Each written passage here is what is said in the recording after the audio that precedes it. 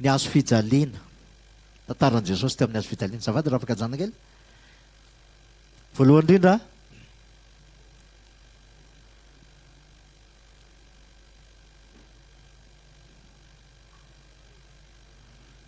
ny asa famonjena izay nataon'i Jesosy Kristy teo amin'ny azo fijaliana.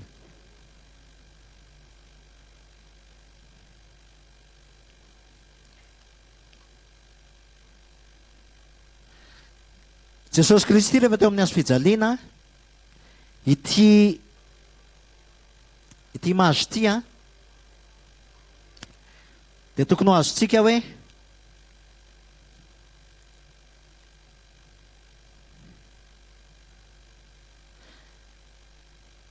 teo amin'ny azo fijaliana Jesosy no tsy maintsy nandoha an'ilay vidin'ilay fahafatesana tambon'ny ota.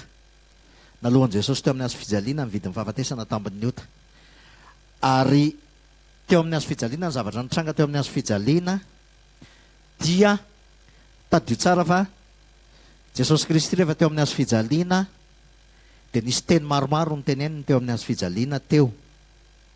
Ny zavatra maromaro nyteneniny teo amin'ny azo fijaliana. Voalohany indrindra tamin'ny zavatra nyteneniny teo amin'ny azo fijaliana izany ny teny izy teo amin'ny azo fijaliana hoe mamela ny elony fa tsy fantan'izay ataony. Mamela ny elony fa tsy fantan'izay ataony. Inona dikan'izany zavatra izany? Jesosy Kristy ny toerana tokana azotsika famelan-keloka zany dia aiza? Eo amin'ny azo fijaliana. Eo amin'ny azo fijaliana. Tsy misy famelan-keloka ao izy ny tenin'Andriamanitra raha tsy misy raha alatsaka. Taizany nisy raha latsaka? Teo amin'ny azo fijaliana. Teo amin'ny azo fijaliana reriny nisy ny famelan-keloka, teo amin'ny azo fijaliana reriny nisy raha latsaka. Jesosy isaky ny anasitran'olona dia inona ny zavatra teneniny? Voavelany eloko ao. Voavelany eloko ao. Ny famelan-keloka no mitondra fanasitranana voalohany indrindra. Voavelany eloko ao izy Jesosy Kristy. Inona dikan'izany? Voavelany eloko ao. Tsy misy famelan-keloka raha tsy misy raha latsaka. Niza mino ny asa famonjen'i Jesosy Kristy dia voavelany elony. Taloha, ankehitriny ary ho avy. Voavelany elony. Voavelany elony. Ny famelan-keloka tsy angatahana fa raisina. Famelan-keloka tsy angatahana fa raisina. Possible amin'izay ve ilay vidéo? Ny famelan-keloka tsy angatahana fa raisina. Zany hoe ndika zany dia zao raha possible alao andeha ihany ary dia arahako fotsiny ilay vidéo zavady itsy ambany itsy.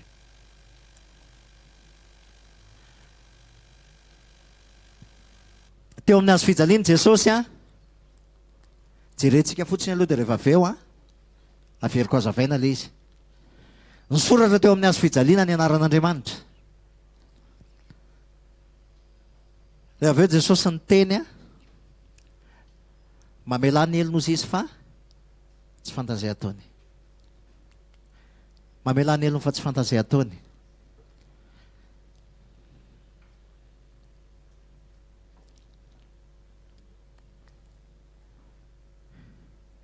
Raha vita izay dia nivangoniko teo ambony lohan'i Jesosy ny eloka sy ny fahotana izao tontolo izao. Nanomboka tamin'ny ora fahaenina ka hatramin'ny ora fahasivy dia maizina izao tontolo izao. Nivangoniko teo ambony lohan'i Jesosy ny fahotana sy ny eloko izao tontolo izao rehetrarehetra. Satria izy ilay zanak'Andriamanitra izay manaisotra ny fahotana izao tontolo izao. Nivangoniko teo ambony lohan'i Jesosy Kristy ny eloka sy ny fahotana izao tontolo izao ary nianjera teo aminy ny eloka sy ny fahotana izao tontolo izao. Nianjera teo aminy izany eloka sy fahotana izao tontolo izao zany. Nianjera teo aminy ny fahotana, nianjera teo aminy ny fanamelohana, nianjera teo aminy ny ozina, nianjera teo aminy ny aretina, nianjera teo aminy ny fahafatesana. Vangoniko teo aminy zany dia nianjera teo aminy daholo. Nentin' Jesosy Kristy tao aminy daholo ny ozina, ny fahafatesana, ny eloka sy ny aretina sy ny fanamelohana ny anjera teo aminy. Ary dia niteny izy hoe Andriamanitra nahoana dia mahafoy ahy ianao. Ny anjera teo aminy ary netiny tao aminy zany rehetrarehetra zany. Ary rehefa avy netiny teo aminy zany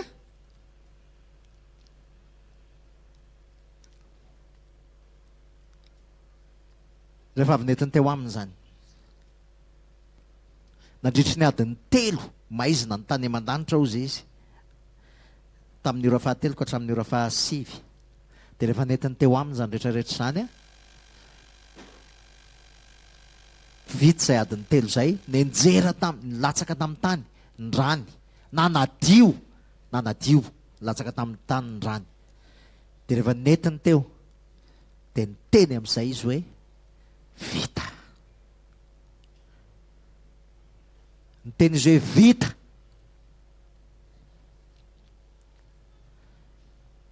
Ary dia ilay aizina lasa naninona? Lasa nazava. Lasa nazava.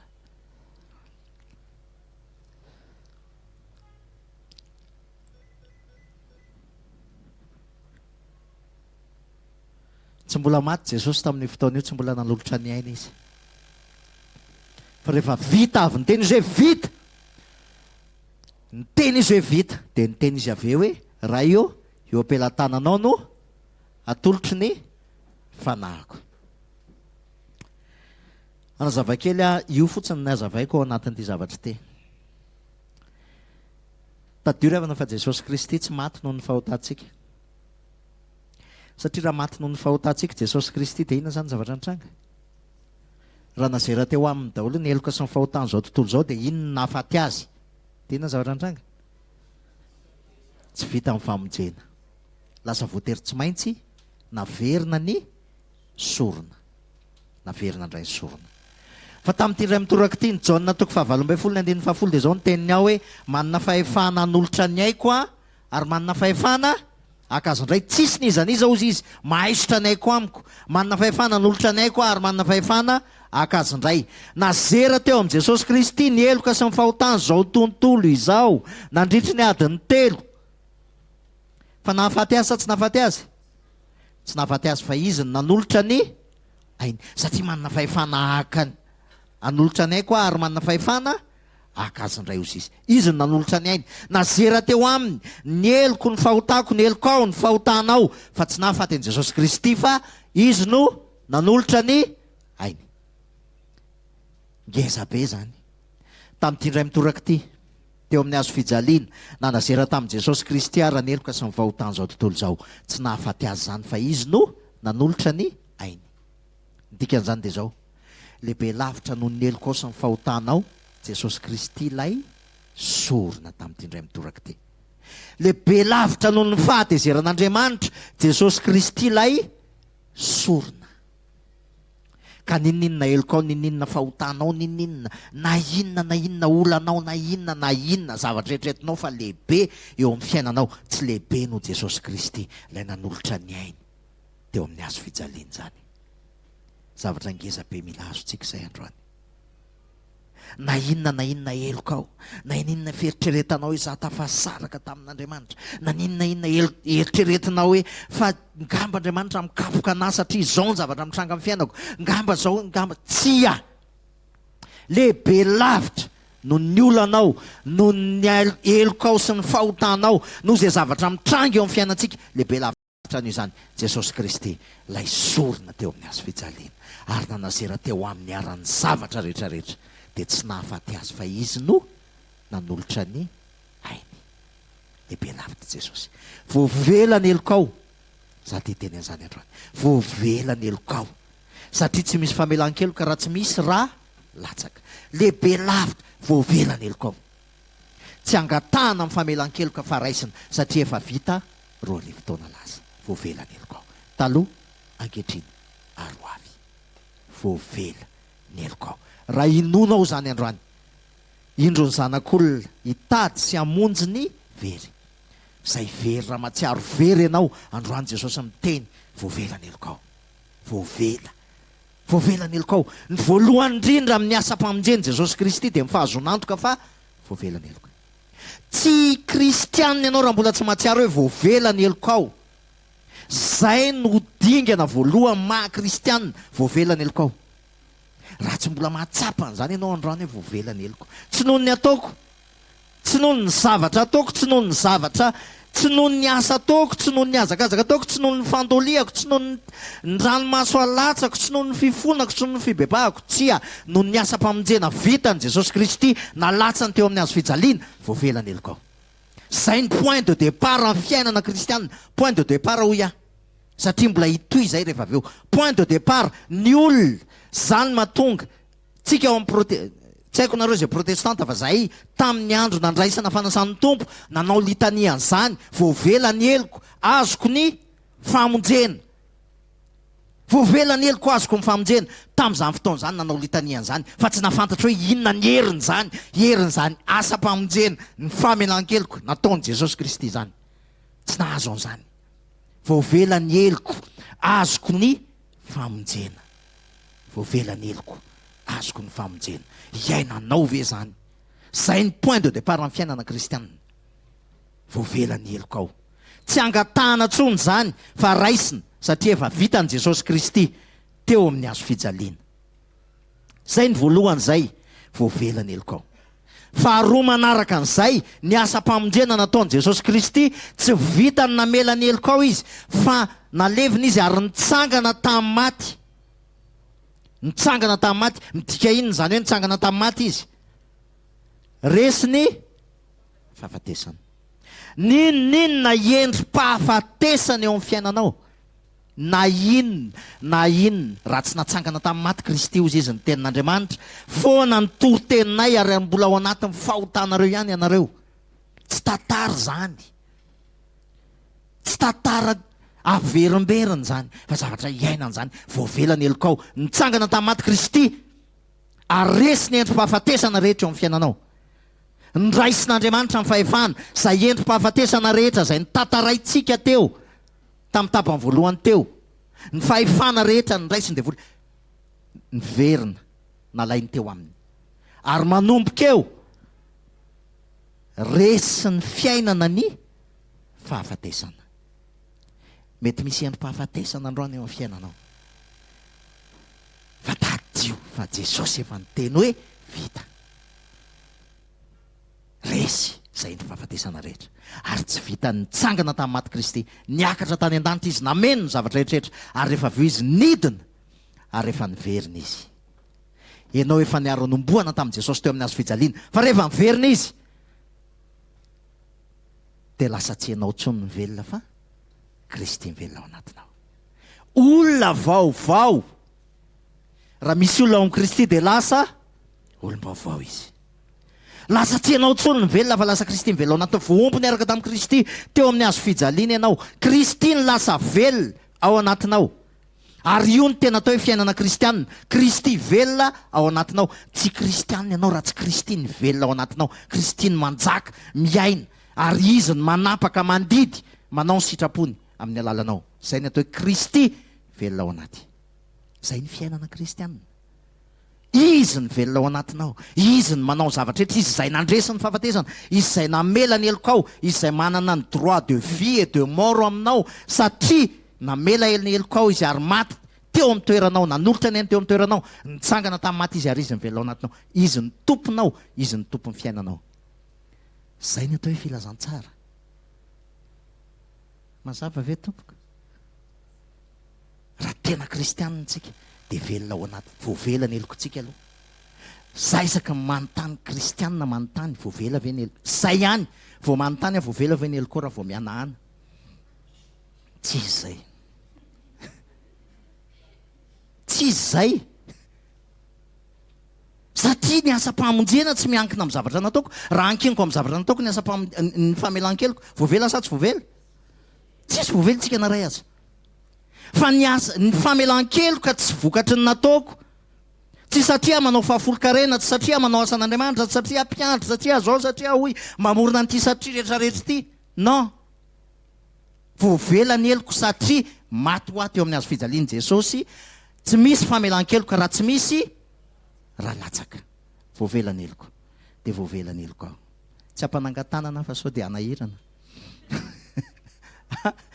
fa za te hiteny fotsiny voavelany elokao noho ny asa-pamonjeny Jesosy Kristy tsy miankina aminao zany na anao inona eo ianao na anao inona tsy voavelany elokao rehefa tsy mino ny asa-pamonjeny zay nataony Jesosy Kristy ho anao teo amin'ny hazo fijaliana ary na anao iny ianao na anao inona rehefa tsy mino ianao fa niaraka maty taminy nitsangana tamin'ny maty izy ary velona ao anatinao Kristy tsy azo antsoina hoe kristianina ianao Kristy velona ao anatinao zany endikany hoe kristianina inona ny foteniny zany Kristy velona ao anatinao Kristy zay ny dikany Andriamanitra miasa ao anatinareo na ny fikasana na ny fanaovana hatateraka ny sitrapony izy ny velona ao anatinao zay ny dikany lasa izy ny tomponao sy mpanjakanao tsy vitany hoe tsy vitany hoe mpamonjy izy fa lasa ihany koa lasa tompo izy mpamonjy izy teo amin'ny hazo fijaliana fa rehefa velona ao anatinao izy dia lasa izy no tomponao zay mahatonga hoe tompo sy mpamonjy ary asa-pamonjeny Jesosy zany tsy miankina amintsika zany ny zavatra ataontsika dia mino an'le izy ny problème ny saintsika enjana be mantsy le fiasany ahoana koa ny impossible an'izany ahoana ny impossible an'izany ahoana ny impossible hoe voavelany eloko zara mbola zao za tsy problème ko na manao ina na manao ina ny zavatra fantatro dia tsotra voavelany elokao raha mino ny asa-pamonjeny Jesosy ianao ny processus fanovan'i Jesosy mandeha iny rehefa avy eo fa rehefa tena mino anao fa Jesosy mivela ao anatinao izy Kristy vela ao anatinao manovanao eny an-dalana eny amin'izay zay a eny ary fantatro fa misy olona eto zay androany zay vao tena nahainao zany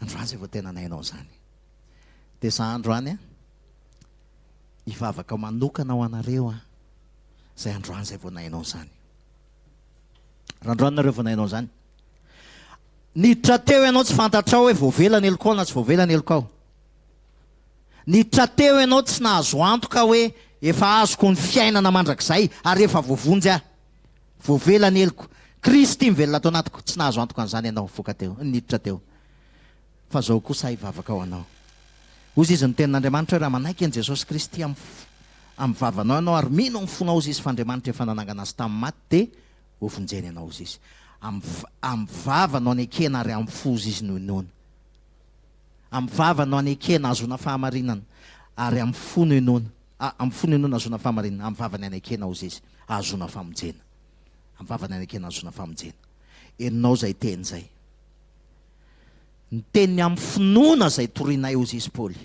ataony ahoana no fitory raha tsy nirahana ary ataony ahoana no fandre raha tsy misy mpitory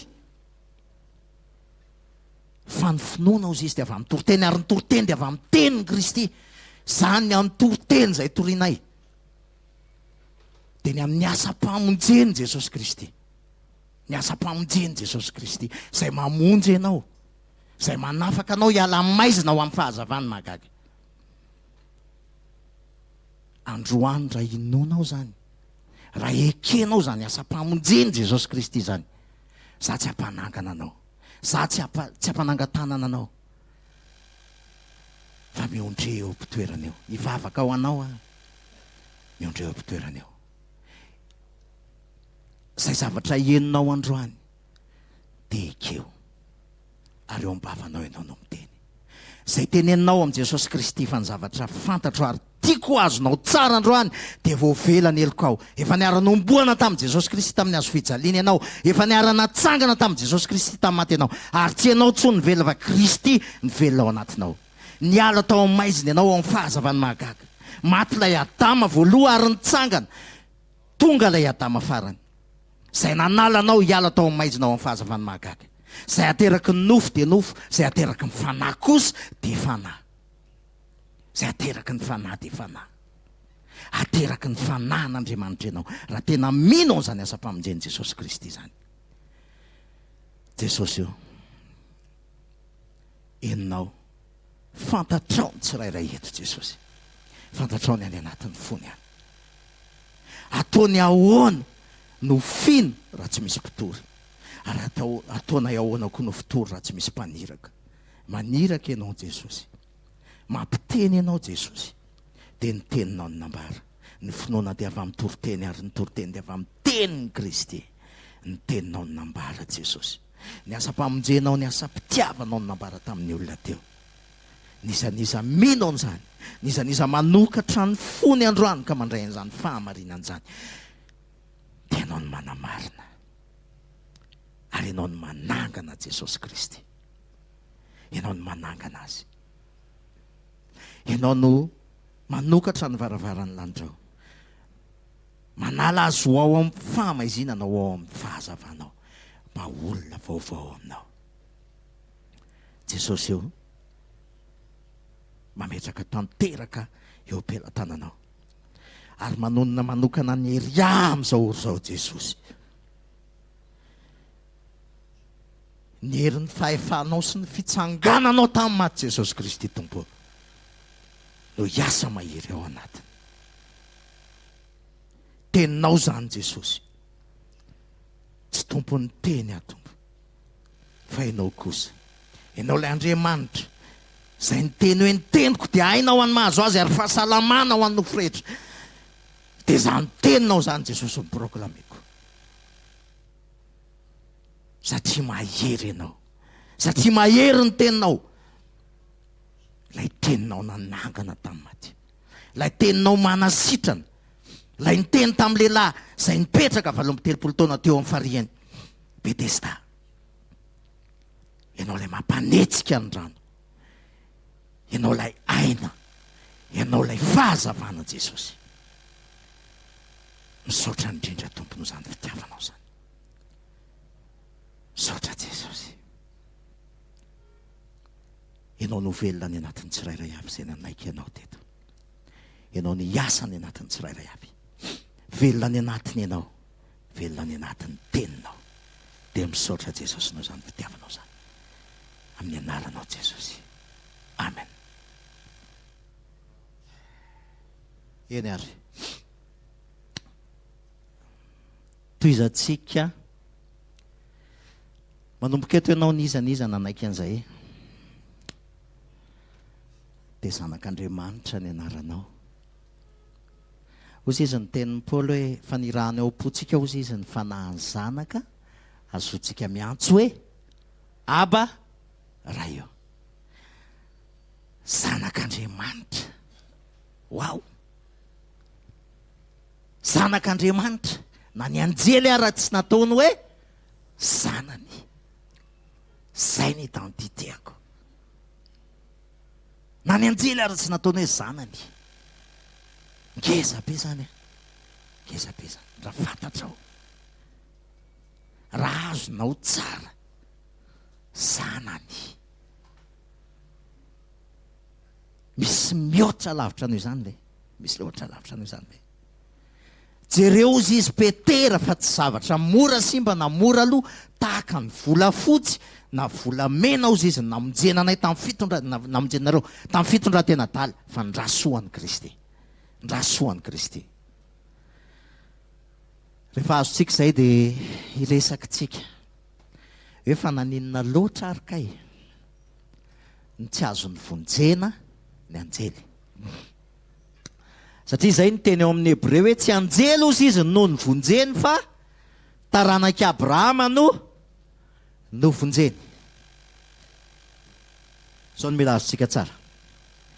Iatama dia nalaim-panahy. Fa ny devoly dia nanota tamina ampony. Nefa fatany fahamarinana. Samy hafa be zany. Iadama dia nitanteny. Andevoly izy nafantatra. Izy nafantatra. Izy porteur. Izy no mpitondra. An'izany hoe fahazavan'Andriamanitra. C'est un grand. Izy miteny hoe zay ten'Andriamanitra amin'ny Ezekiel hoe nao izy izy tsara tarena ozy izy. Dia nieritreritra ianao fa tena anao izy izy. Dia kanjo izy izy. Nazery ianao.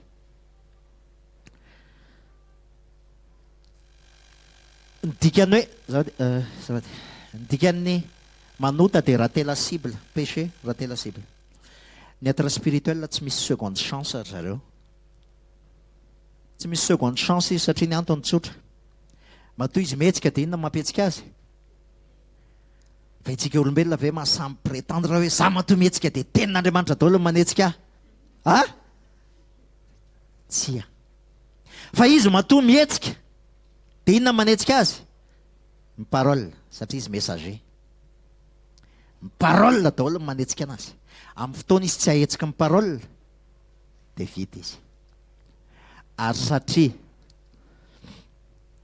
parfait izy, parfait, tsika tsy parfait fa izy parfait, ary izy puissant, dia izy mijery ny voninahitr'Andriamanitra mivantana. Ty efa nivakiko teo le Matthieu 18:10 ty.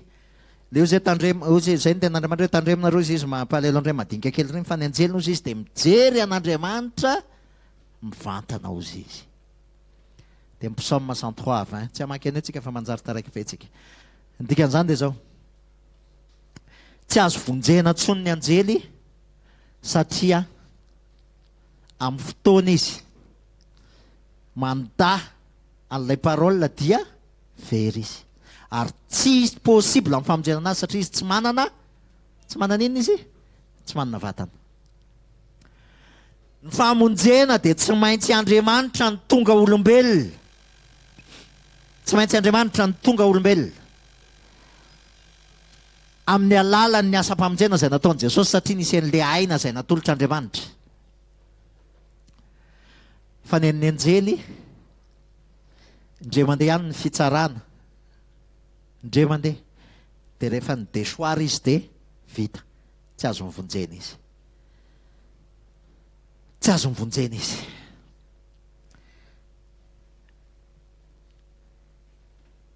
Dikan'izany a,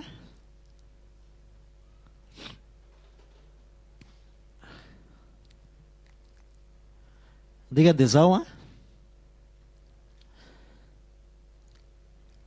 ny créature, zay mahatonga anazy hoe créature. Inona ny fototenin'izany inona ny verbe amin'izany créature zany? Créer. Zany hoe noforonina. Zareo noforonina. Ary Adama koa noforonina sa tsy noforonina? Foronina. Dia raha te hamonjy antsika zany Andriamanitra dia tsy noforonina intsony tsika fa natao ahoana? Natsangana. Fa Jesosy Kristy kosa natao inona? Nateraka. Azonareo ny différence an'izay moa rehetrarehetra zay a? Natao, natsangana, nateraka. Engendré, adopté, créé. I Adama créé, ny anjely créé, ny être spirituel rehetra créé.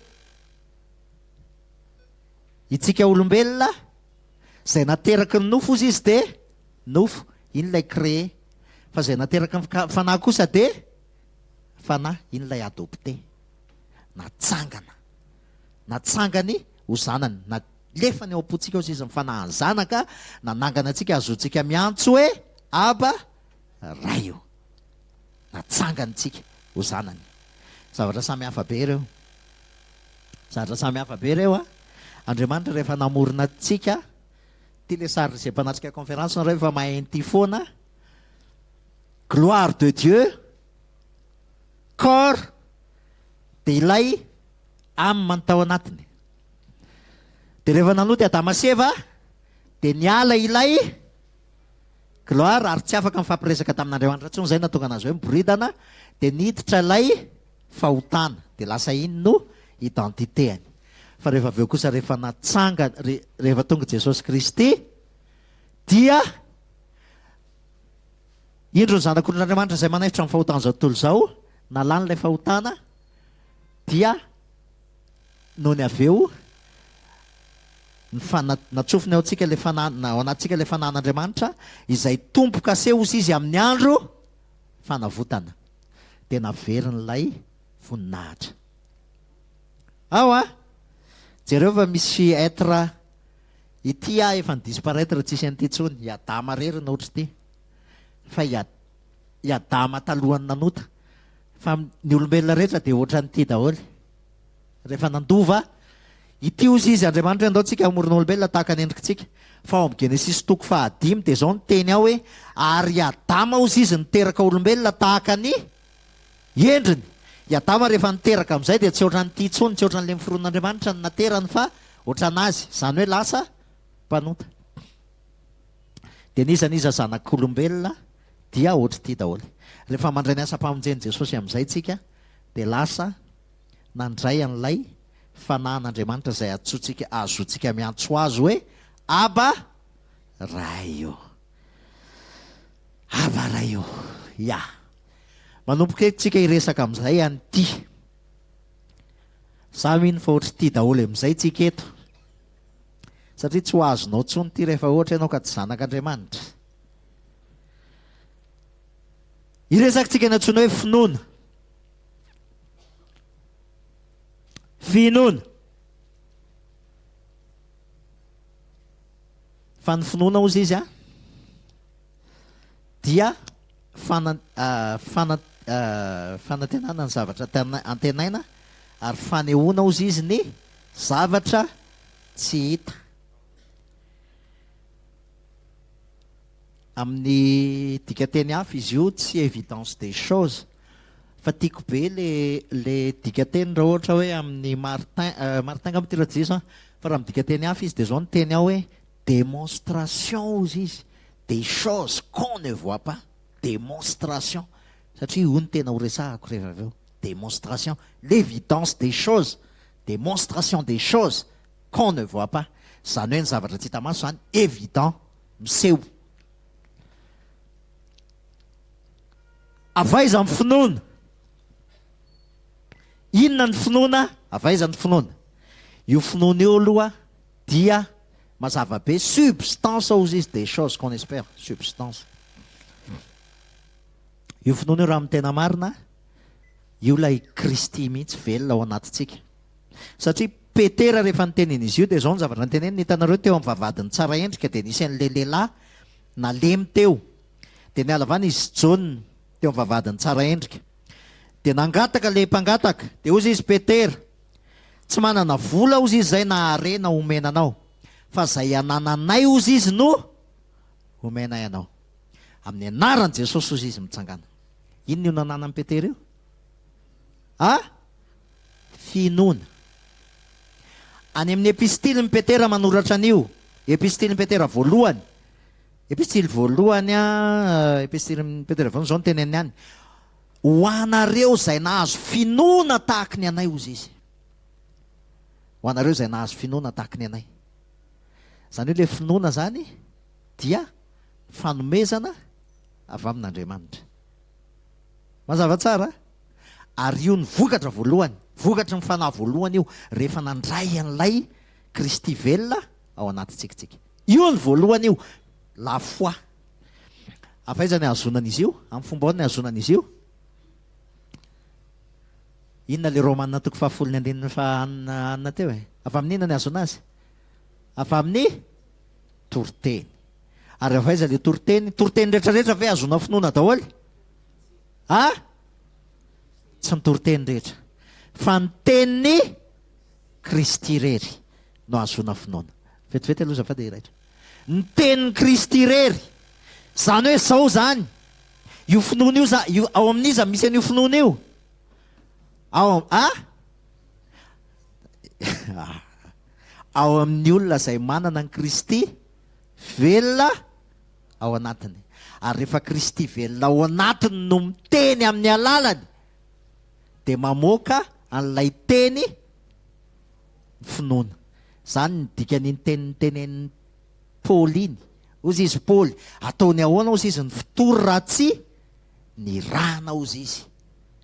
Zany hoe ilay tompony izay maniraka azy ao anatiny no maniraka azy raha mametraka ny teny. Indro zao ny teny ao, indro apetraka ao am-bavanao ny teny dia ao am-ponao ozy izy. Zay ny Kristy velona ao anatiny, dikany hoe Kristy velona ao anaty dia velona ao anatinao ninona? Ny teny. tsy maintsy velona ao anatinao ny teny. Zay ny dikany hoe Kristy velona ao anaty. Tsisy olo hoe velona ao anatiny Kristy velona ao anatiny nefa tsisy nininona ao anatiny. Tsisy an'izany. Velona ao anatiny tenin'ny Kristy. Zay ny dikany hoe Kristy velona ao anaty. Raha vao tsisy tenin'ny Kristy zany ao anatinao dia tsy désolé fa tsy velona ao anatinao zany Kristy e. Resaka zany. Ary io tsy verset. Be dia be ny olona mahay verset dia mitanisa verset, tsy verset io. Fa teny fiainana, ny teny izay nolazaiko aminareo izy dia fanasy fiainana. Teny fiainana, teny manetsika, teny mamelona. Zay ny atao hoe Kristy velona ao anatinao io ary velona ao anatinao, manetsika anao. Miteny amin'ny alalanao. Mazava? Zay ny atao hoe Kristy velona ao anaty. Avaizany azonany hoe avy amin'ny toriteny, avy amin'ny parole. Zay le teneniko hoe parole. Ny parole zara miteny eto zao. Rehefa ohatra ka tsy Kristy no mampiteny anao, ohatra na tsisy conviction amin'ny teny, dia son fotsiny ny ainareo. Azonareo? Son fotsiny. Tsy tonga any aminareo, tsisy ny ninona ho tonga any aminareo, tsisy ninona ho voarainareo. Fa rehefa tena ile herin'i Kristy no miteny amin'ny alalako, dia izay zavatra izay manova zavatra any aminareo zay. Azonareo? Dia ohatr'izay daholo ny toriteny. Ny toriteny zany tokony ho tenin'i Kristy ary misy ny herin'i Kristy ao anatin'izay satria Kristy ny manome an'ilay teny. Zao dikan'izany dia zao, io finoana, io parole io no manome an'ilay finoana. Ary rehefa avy eo manome an'ilay dynamisy. Ny dynamisy afa amin'ny io nahazoana an'ilay teny hoe dynamique. Ny dikan'izany hoe dynamique zany mihetsika. Ary manome an'ilay fiainana vie zoe. Ozy izy Jesosy hoe zaho avy ananany fiainana ary ananany be dia be. Rehefa tsy misy an'ity finoany ty ianao sy ty avy amin'ny alalan'ny teny dia tsy miainga eo aminao io fiainana be dia be io. Ny devoly izy tsy ho avy raha tsy hamono andringana. Fa za kosa ho avy ananany fiainana ary ananany be dia be. Ny finoana zany dia zao, démonstration de la vie zoe. Fampisehoana, évidence des choses ozy izy. Évidence an'ity fiainana be dia be ity zay miseho.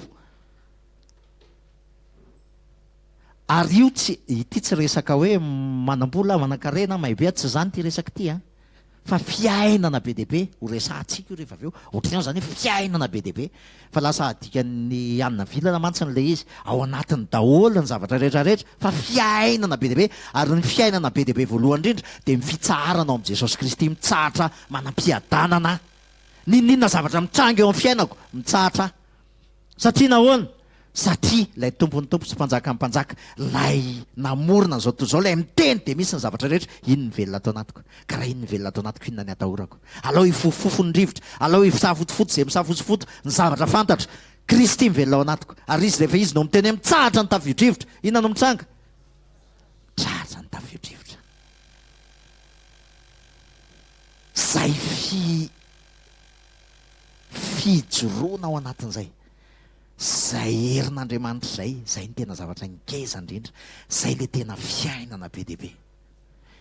Mety tsisy zavatra miseho ao amin'ny fiainanao, fa ny zavatra fantatro dia zao: izy miazona amin'ny herin'ny teniny. Lehibe zay ao anatiko no zay eo amin'izao tontolo izao. Fa rehefa mijoro tsara, tsy maintsy misy zavatra miseho eo asehony. Ataoko samihafa ozy izy manompo sy ny tsy manompo. Asehony zany, tsy maintsy asehony zany. Misy zavatra ao amin'ny tontolo tsy hita maso, tsy maintsy miseho eo amin'ny tontolo hita maso, satria raha ihany zany. Manarak'izay dia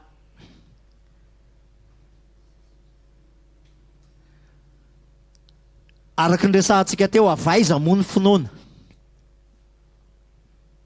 Ny finoana ozy izy dia avy amin'ny toriteny, ary ny toriteny dia avy amin'ny teniny Kristy. Ny finoana dia avy amin'ny toriteny, ary toriteny dia avy amin'ny teniny Kristy. Ratsy be koa ilay sary eto. Niaraka voalohany indrindra aloha dia niaraka nanolotra ny ainy ho azy Jesosy Kristy. Ary tsy vita nanolotra ny ainy ho azy izy fa niaraka nomboana taminy teo amin'ny azo fijaliana problème be raha ohatra hoe voavela fotsiny ny eloko tsika rehetra raha ohatra hoe voavela fotsiny ny eloka dia tsisy suitiny ntsony Sodoma sy Gomora eto amin'izao tontolo izao satria voavela ny eloka taloha ankehitriny roavy samy manao izay tena atao tsy izay le resaka fa voavela ny eloka taloha ankehitriny roavy fa saingy izao niaraka maty tamin'i Kristy koa important be zay niaraka maty taminy koa dia finoana ny resaka eto fa tsy hoe ndeha mamono tena tsy izay le resaka eto niaraka maty taminy teo amin'ny azo fijaliana niara-nalevina taminy niara-nitsangana taminy ary de tsy zatsony ny velona fa izy ny velona tanatiko hitafio Kristy ozy izy Paoly hitafio Kristy lasa Kristy no hitafiko dia zany mahatonga amin'ny Paoly miteny hoe fa tsy menatra ny filazantsara ny Kristy aho ozy izy fa herin'Andriamanitra ho antsika izay hovinjeny zany ozy izy ho an'ny jiosy aloha dia ho an'ny grika ho an'ny jiosy aloha dia ho an'ny grika ndasy aloha vakina mihitsy hoe Romanina toko voalohany 16-17 ndasy aloha hoe vakiko mihitsy io Romanina toko voalohany 16-17 zao ny teny aho fa tsy menatra amin'ny filazantsara fa herin'Andriamanitra ho famonjena izay rehetra mino zany amin'ny jiosy aloha dia vo amin'ny jentilisa koa fa amin'izany ozy izy ny hanehoana fahamarina va amin'Andriamanitra va amin'ny finoana sy ho amin'ny finoana araka ny voasoratra hoe izay marina no ho velona amin'ny finoana izay marina amin'ny finoana no ho velona izay moa zany ny tena dikan'io fa somary le dika teny marina ho velon'ny finoana zany hoe raha voadiso zany ny toro-tenenao dia inona ny zavatra hitranga tsy maintsy ho diso ny zavatra ao anatinao azana raha voadiso raha vo tsy teny miivo amin'ny asa-pamonjen'i Kristy ny teneninao dia tsy maintsy ho diso ny zavatra ao anatinao dia rehefa diso ny zavatra ao anatinao dia diso ny fihetsika sy ny zavatra tsy maintsy ho ataonao mazava tsara iresaka amin'izay tsika ny antsoina hoe conviction rehefa aveo tsika hiveriny resaka n'ilay devoly tsy anjely fa aza matahotra fa mila azontsika tsara aloha ty satria rehefa azontsika ty dia tokony ho azontsika hoe ny teny no ny tena fon'ny antony hanazavana nyity tsotra tokony ho azontsika tsara hoe izay zavatra ao anatinao ny tsy maintsy anetsika anao izay zavatra feno ao anatinao no manetsika anao tadio zay zao neny Kristy voalohany indrindra aloha neny Kristy ny teny ary io ny alain'ny devoly tahaka fa mila azontsika tsara io miainga ny teny parole du Christ miainga ny teny zany ny filazantsara zany ny heninao dia rehefa heninao ny filazantsara dia manome farisendahatra marina ao anatinao rehefa heninao hoe voavela ny eloko ao dia manomboka eo ianao azonao tsara hoe voavela ny eloko dia manome farisendahatra anao zay hoe voavela ny eloko rehefa heninao ny hoe niaraka maty tamin'i Kristy amin'ny azo fijaliana ianao dia azonao tsara hoe maty niaraka tamin'i Kristy amin'ny azo fijaliana fa tsy rehefa maingana any na dia rehefa mainga amin'ny zavatra raha natenen'ny olona ratsy ianao ampain'ny olona zany za kosa tsy manaiky an'izany ianao efa maty niaraka tamin'i Kristy teo amin'ny azo fijaliana zay farisendahatra zay no miteraka fomba fisainana ao anatintsika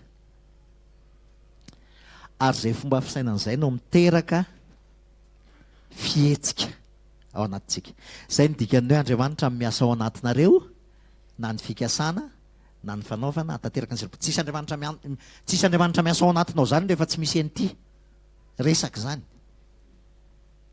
Andriamanitra tsy afaka miasa ao anatinao raha tsy miainga aloha ny parole miainga amin'ny parole dia manome anao le farisendahatra dia manome pensée dia miainga fotsiny rehefa aveo ny comportement tsy maintsy mitoy ireo Andriamanitra miasa ao anatinareo izay nanomboka asa tsara ao anatinareo izy ihany no hatateraka an'izany mandra-piavina izay nanomboka asa tsara tao anatinareo rehefa tonga ao aminao ny parole dia mandeha ny process manomboka asa tsara ao anatinao izy mazava tsy maintsy misy parole, tsisy olona vovonjo zany ka tsy maheno parole, tsisy an'izany, tsy maintsy maheno parole aloha dia mandeha ny process. Ok, ary tia mandra-pahafaty ty, ity tsy hoe ity zany tena mandeha ho foana mandra-pahafatitsika, mandeha foana io process io. Ahoana kosa ny ataon'ny antikrista? Ny anazy tsotra, zay parole akoatran'ny tenin'Andriamanitra zany, izay asa mpamonjeny Kristy no miainga, dia manome farisendahatra diso anao.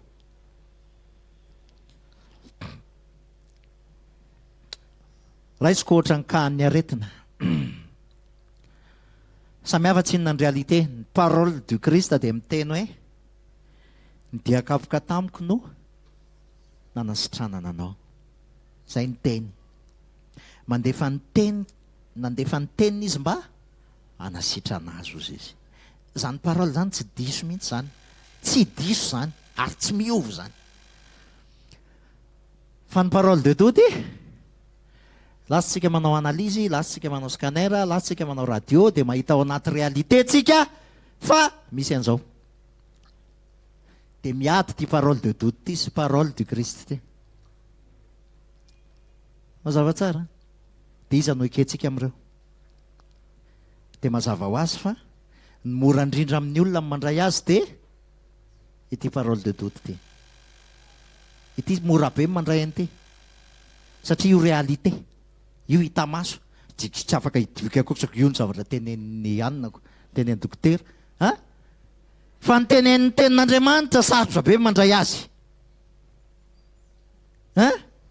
Sarotra mandray ny tenin'Andriamanitra, mora mandray ny teniny zao tontolo zao. Mora be. Dia rehefa miainga amin'ny parole de doute, dia miteraka farisendahatra ao anatintsika ilay izy. Satria tontolo hita maso ny resaka. Dia miteraka farisendahatra diso ao anatintsika ilay izy. Miteraka fomba fisainana diso. Miteraka fomba fisainana diso. Dia mazava ho azy fa miteraka fihetsika diso. Eto dia hiresaka kely akoatran'izay, zay ka anankiray no raisiko izay, fa mitovy amin'izay ihany misy parole raisitsika, parole de doute. Ianao ohatra hoe fahazaran-dratsy zany, za dia efa tena tsy afaka amin'ity mihitsy afa andevo dia lasa miteraka conviction ilay izy, dia miteraka forteresse,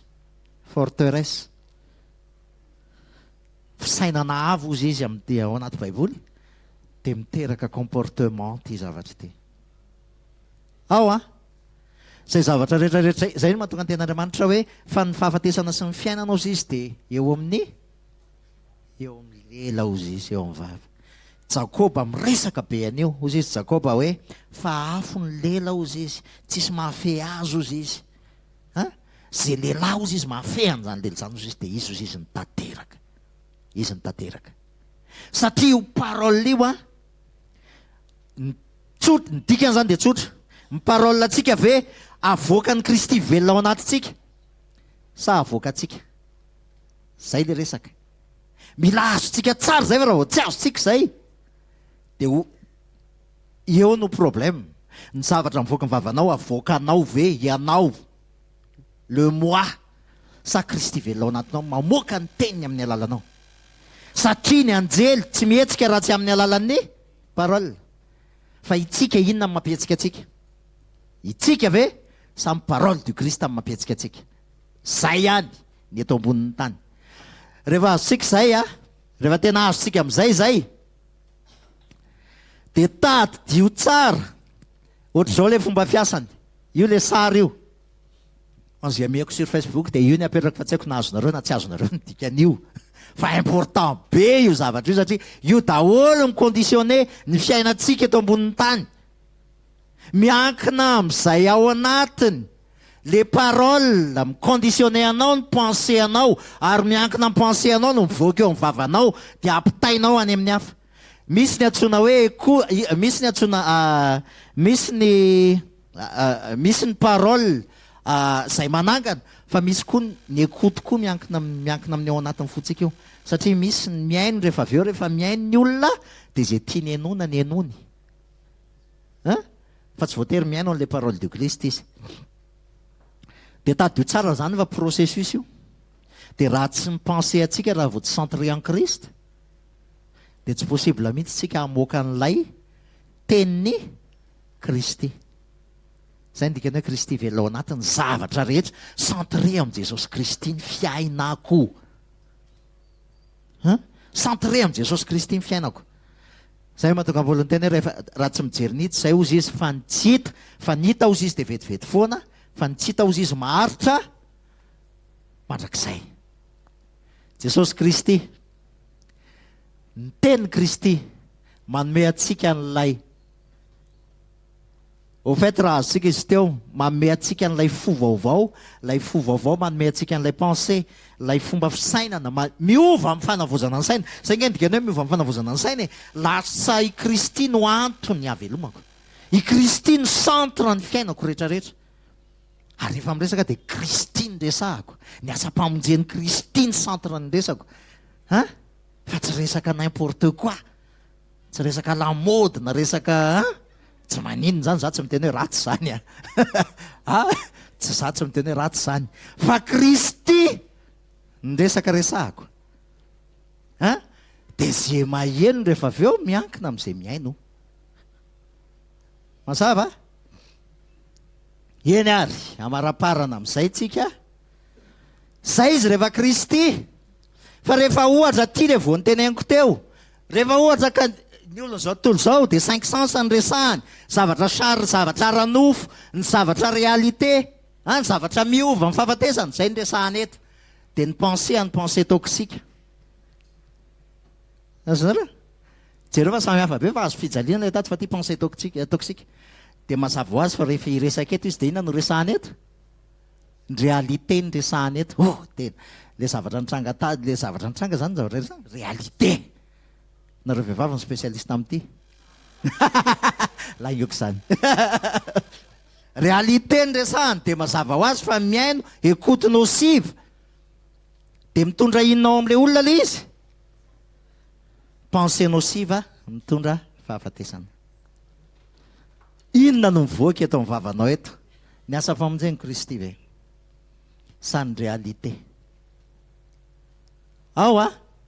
ity réalité ty be dia be mety ho aretina ny resahanao mety olana ny resahanao ny réalité ny olana ny réalité mety zany ny resahanao ve sa Jesosy Kristy ny resahanao fa miankina amin'izay resahanao miankina amin'ny pensée io nefa miankina amin'ny pensée atsika izy io dia itsika araka zay le resaka le hoe mibanjino Kristy miankina amin'ny banjinatsika ny asa-pamonjeny Kristy saintsainatsika ny asa-pamonjeny Kristy no mialy ty pensée toxique ty zareo fa tant que tsy manao an'izay tsika tsy mialy pensée toxique io dia tsy maintsy réalité foana ny resantsika vao miaona dia réalité inona vaovao any anaty gazety mijery vaovao lasa zany tsy maintsy ho resahantsika azareo fa rehefa ohatra ny vaovao an'i Jesosy Kristy maharitra mandrakizay ity eto miovaova zay ny dikany hoe changeante lasa zao mipapa dia iova indray mivaovao zao aloha mbola papa malaza dia raha afaka pitsondray zavatra hafa no resahany dia ainsi de suite ity zavatra tsy miova ny tokony ho resahany zanak'Andriamanitra ny asa-pamonjeny Jesosy Kristy éternel mazava tsara zay iresaka amin'izay tsika hoe ahoana ary ny ataon'ny devoly sy ny anjely satria eto ny tena tantara eto araky ny resahantsika teo inona moa manetsika ny anjely parole de Dieu inona manetsika ny devoly inona zany manetsika ny devoly ny contraire amin'ny parole de Dieu rehefa tsy parole de Dieu dia mampietsika azy daholo rehefa tsy parole de Dieu dia mampietsika azy daholo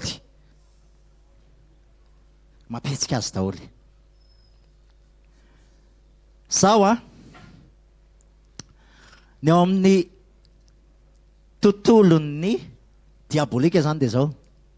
Ny parole de doute, ny réalité ny information sur 5 sens de manetsika ny devoly.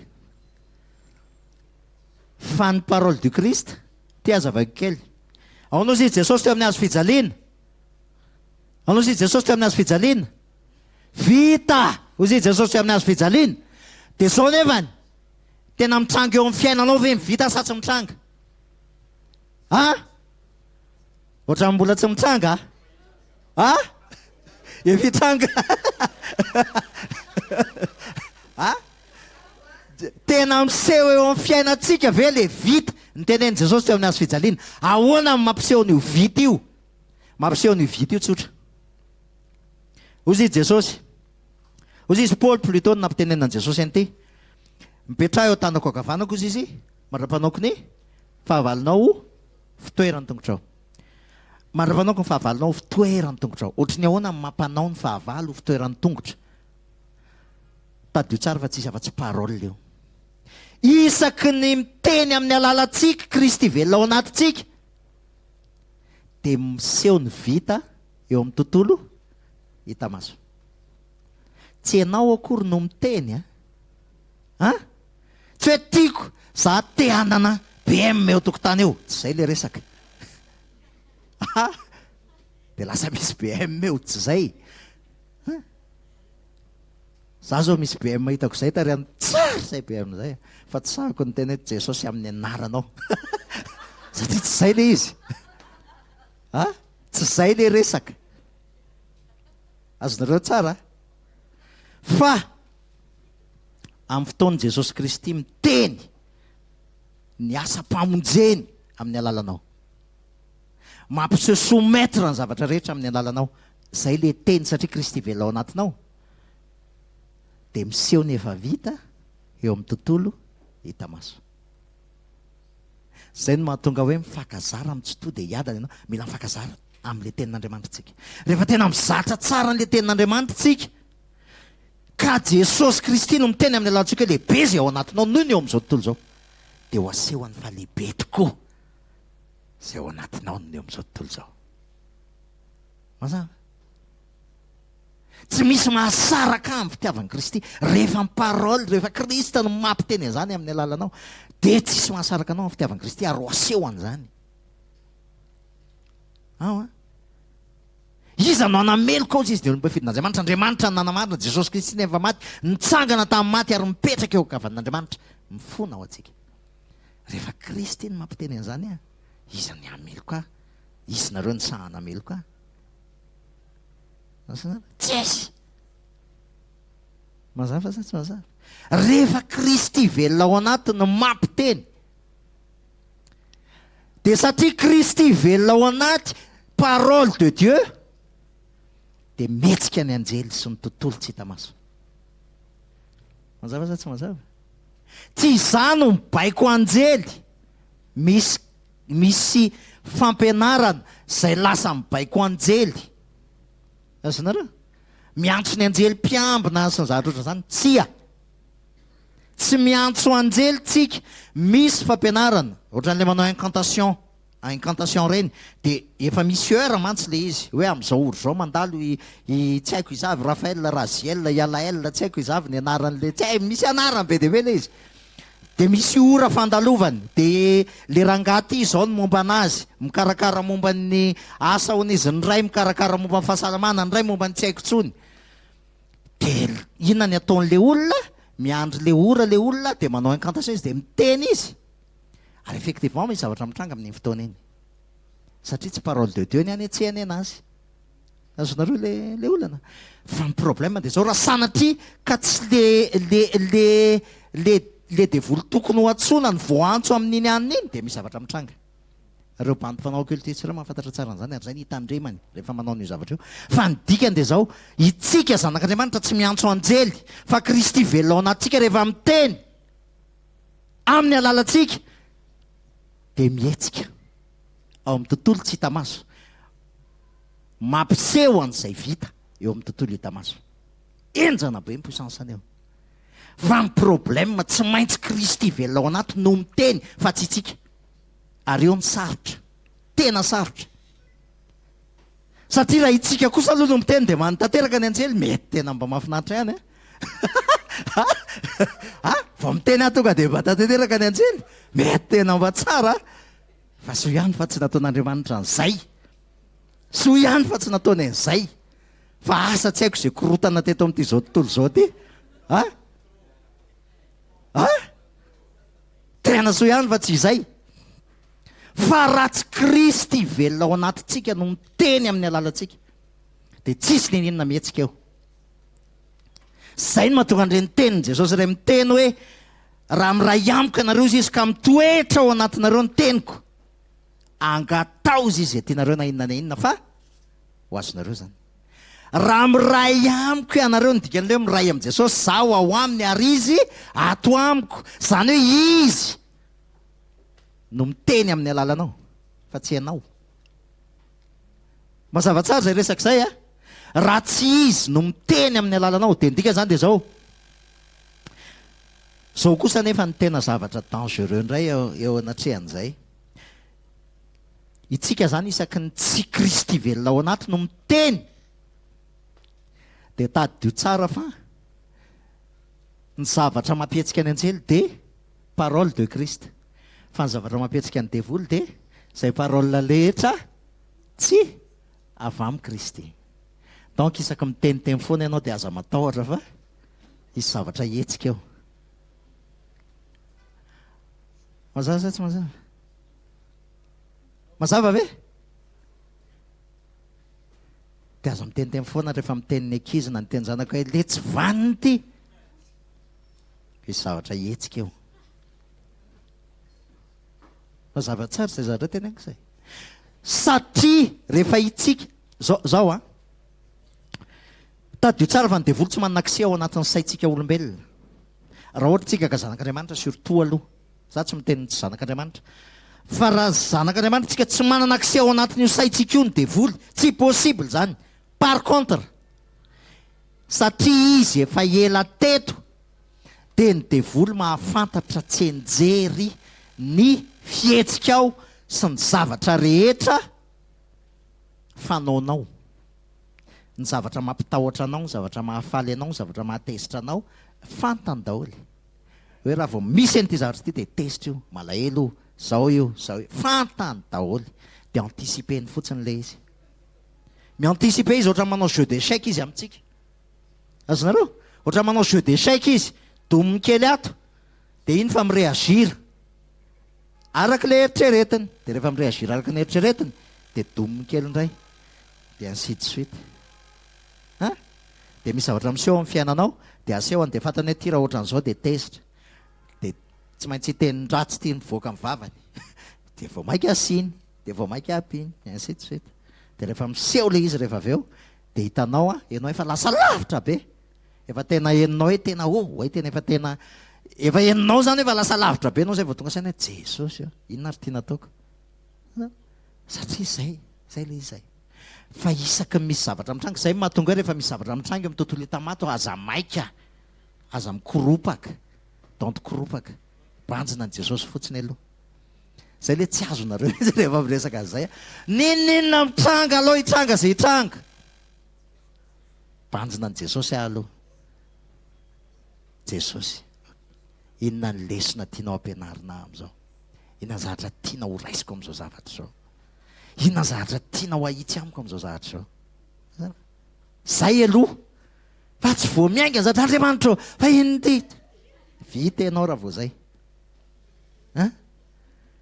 vita raha vao zay, fa banjino aloha ny asa-pamonjen'i Kristy. Jesosy efa vitanao ny zavatra rehetrarehetra, ianao no manao ny fahavalonao fitoerany tongotra ao. Inona ny tianao, inona ny lesona tiana ho raisiko, tsy hoe inona ny ataoko, tsy hoe inona ny ataoko, tsy zay, inona ny lesona tiana ho raisiko. Raha nandeha tamin'ny fitarihan'ny nofo nde miverina mibanjina an'i Jesosy, Jesosy mifona fa nandeha tamin'ny fitarihan'ny nofo dia résultat zao zavatra mitrango zao. Raha nandeha tamin'ny fitarihan'ny fanahy mibanjina tsara dia mitoetra tsara, non, tsisy manameloka, satria za tarihan'ny fanahy, peu importe zavatra mitrango eo, ianao no nantom-panao anazy ao, mijoro tsara. Inébranlable, fanjakana tsy azo ampirony ty resaka ty, mijoro tsara. fa rehefa mijoro tsara amin'ny asa-pamonjeny Jesosy Kristy tsika, tsisy devoly, tsisy ninina mitranga amintsika zany eo. Za tena miteny anareo an'izany ary mijoro fahavolom-belona amin'izany. Fa tsy misy ninina satria tena tonga ianao dia ferma tsara. Ny saina tsy miovaova ozy izy ny tenin'Andriamanitra dia arovanao amin'ny fiadanana tanteraka. Zay ny tenin'Andriamanitra. Ny saina tsy miovaova dia arovanao amin'ny fiadanana tanteraka. Aheno feo anao, avoanao izy izy iteny aminao hoe ity ny lalana ka izory. Rehefa Kristy no miteny amin'ny atao anatiko, rehefa Kristy mamena ny conviction, navaratra hipoaka na tafondro aninona, zay ihany. Dia zay, dia mijoro tsara amin'izay. Dia tsisy afaka hanozozona amin'izay, tsisy ninina afaka mitranga amintsika. Fa amin'ny fotoantsika vao misalasala dia tadio tsara fa ny tena zavatra tena faran'izay fomba fiasan'ny devoly dia ao anatin'ny fisalasalana. Satria raha vao izy ny maître amin'ny fambolena fisalasalana. Ny devoly tena maître amin'ny fambolena fisalasalana io. Zany jaratra tena ianao zany koa dia marina. Aiza kory ianao milaza fa voavelelo kanefa jereo ary ty ianao. Atsofony ao an-tsainao zany. Manomboka eo anao zango ve dia mety zanjaratra ataonao zany. Zango ve dia taria amin'ny fanahy zany. Zany ny fanaon'ny devoly zany. Ary izy tena Jesosy mantsy rehefa ny feo an'Andriamanitra tsy miteny malefaka. Andriamanitra Jesosy tsy miteny mahery. Jereo Eli rehefa avy niady tamin'ny mpaminanym-bala dia niteneny eritrereto hoe mpaminany bala 700 niady taminy ary naseho an'Andriamanitra ny voninahiny. Tena hoe tena grandiose zany voninahitr'Andriamanitra nasehony tamin'ny Eli zany. Fa vita izay zavatra izay ny alavany Jezebel, vehivavy anankiray. Dia ozy izy ilay vehivavy anankiray, ho hitanao fa tsy maintsy ho faty ianao androany. Inona natao? Lasa izy nandeha nitsoaka. Nefa ny atoandrony iny izy nandresy mpaminany 700, vehivavy anankiray fotsiny. Lasa ilay adala nandeha nitsoaka. Saiko. Lasa izy nandeha nitsoaka. Dia zao ny zavatra antrany 40 jours 40 nuits izy tany. Fa rehefa tao amin'izay amin'izay izy, dia zao ny zavatra nitranga. Nandalo izy ny tafio-drivotra fa tsy tao Andriamanitra. Nandalo izy nikotroka sy nitselatra fa tsy tao Andriamanitra. Nandalo ny afo fa tsy tao Andriamanitra. Dia nisy feo malefaka amin'izay ozy izy ary teo Andriamanitra. Dia nanontany izy ry Eli, maninona ty ianao? Aiza zany misy ny feo an'Andriamanitra? Ao anaty fitsaharana, ao anaty feo malefaka. Mazava? Fa tsy ao anaty korotoroto. Ianao rehefa mbola ao anaty korotoroto, inona ataoko? Mety tsy mety, mijanona aloha. Fa tsy maintsy tsy mety zay ho ataonao eo. Fa mitsahatra tsara aloha Jesosy. Mitsahatra amin'ny asa-pamonjenao. Dikany dia zao. Na dia miady, na dia velona araka ny nofo azy zay ozy izy ny ten'Andriamanitra dia tsy araka ny nofo fedin'ny tafika fa mahery andrava fiarovana mafy ozy izy. Zay ny ten'Andriamanitra. Fa mandrava amin'ny fisainana avo rehetra zay ary mampanaiky ny fisainana rehetra ozy izy anaiky an'i Kristy. Zay io Korintiana 4:10. Dia tadio tsara fa ny conscience atsika ty ilay resantsika teny, conscience atsika tiraillé entre le bien et le mal. Io tsy mba Andriamanitra mihitsy nambolena izy io. Vokatry ny fahalalana ny tsara sy ny ratsy io. Fa ny devoly rehefa ohatra ka ny bien sy ny mal ny eritreretintsika dia inona zany no mahazo atsika? Jugement. Zay io jugement ty. Fa rehefa mitraka mibanjina ny asa-pamonjen'i Kristy tsika, zay ny dikan'ity, mibanjina ny asa-pamonjen'i Kristy, dia ny asa-pamonjen'i Kristy no mitarika atsika amin'ny zavatra rehetra. Mazava ve sa tsy mazava? Averiko indray mandeha zany. Tsy tsika ny miantso anjely, fa ny anjely dia fanahy maninona? Manompo ho an'ireo zay andova fitahiana. Tsy manompo atsika ny anjely, fa manompo an'i Kristy velona ao anatintsika. Mazava tsara ny resaka. Tsy ianao ny tompon'ny anjely kory, tsy izay sitraponao sy zay filanao akory fa Kristy velona ao anatinao. Zay ny tompony zay. Mazava tsara zay a. Raha vao tsy bien centré tsara am'izay dia diso mantsy le resaka. Tsy ianao mihitsy ny tompon'ny anjely fa Kristy velona ao anatinao. Ny dikan'izany rehefa Kristy velona ao anatinao no miteny amin'ny alalanao dia mihetsika izy. Ary mampiseho zay efa vita eo amin'ny tontolo hita maso.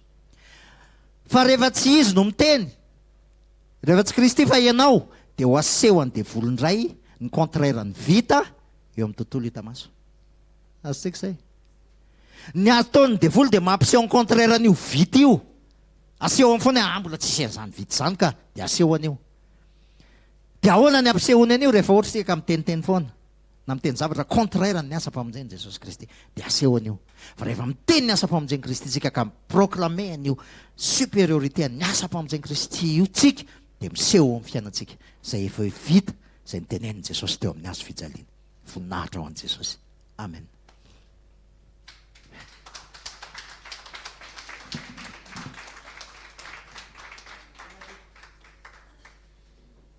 Misy fanontaniana ve? Minao fa nena nazava kosa e? Ha? Ianara. Aloha atolotra kely.